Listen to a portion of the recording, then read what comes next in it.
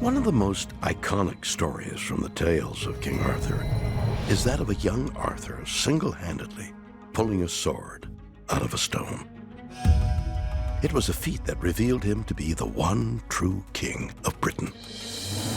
But there's another sword in the Arthur legend that is no less compelling.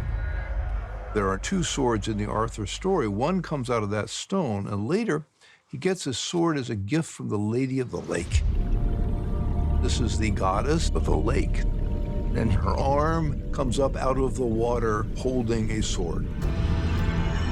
And that is Excalibur, a sword beyond other swords. Excalibur, we are told, had a golden hilt and had magical powers. It's a sword that's supposed to make Arthur invincible. Arthur's story is the hero's journey because it is the magic and the sacred and all the mystical dimensions. In the hero's journey, the protagonist gains a special tool or weapon. This is the magical thing.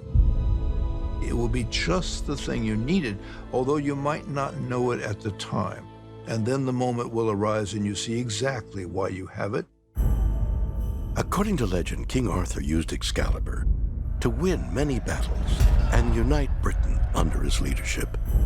But, alas, Arthur finally died on the battlefield when he was mortally wounded by his son, Mordred. As King Arthur lies dying on the field of battle, he asks that his sword, Excalibur, the source of all his power, be taken by a knight and thrown into a nearby lake. When this happens, the hand of the Lady of the Lake breaks through the surface of the water, grabs hold of the sword, and takes it down into the crystal depths to keep it until some future king may need it when Britain is again threatened. Many scholars believe that magic is an important part of what makes the King Arthur story so powerful. And curiously, the supernatural elements of Excalibur may not have been merely a fantasy. The story of Excalibur may seem one of the medieval additions, if you like, to the tale of King Arthur that sounds the least likely.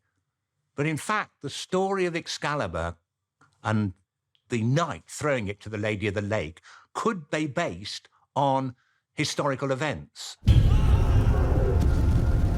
The Celtic warriors of the time Arthur existed had a tradition that their soul, if you like, was in their sword.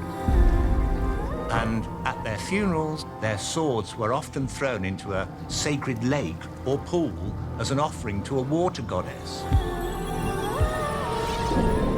And in fact, archaeology has discovered many ancient swords that had been thrown into lakes that have since dried up.